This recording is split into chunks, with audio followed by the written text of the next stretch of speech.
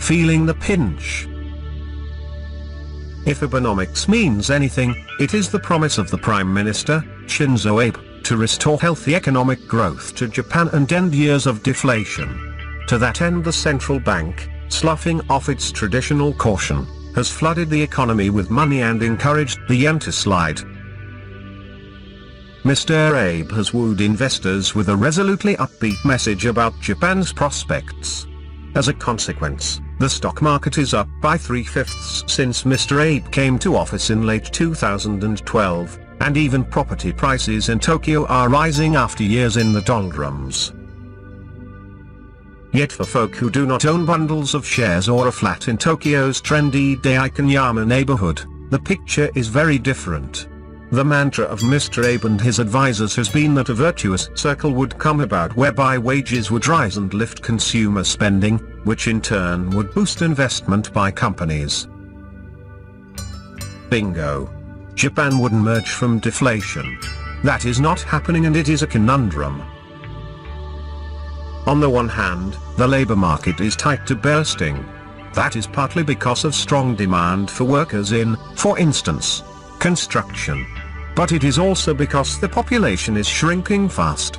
The number of Japanese is predicted to fall from 127 meters today to under 90 meters by 2060.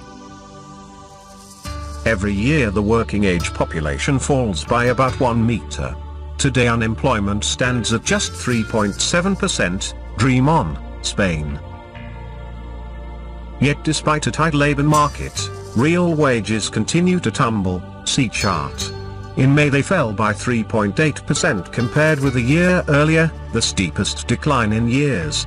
That is despite the government's use of moral suasion to get companies to hike basic pay in annual wage negotiations with unions this spring.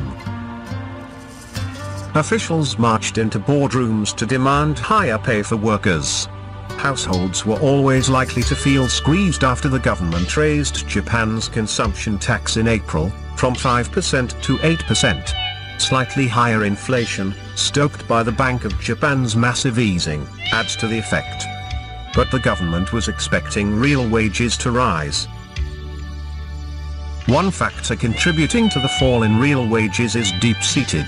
Japan's labor market is divided between regular employees, who are highly paid and protected against being fired, and low-paid, non-regular ones at the bottom of the heap. Non-regular workers filled 36.8% of all jobs in June, a near record. Most new jobs created since Mr. Abe came to office have been for non-regular workers. They are not usually part of annual negotiations. Many are women, who end up earning less than men.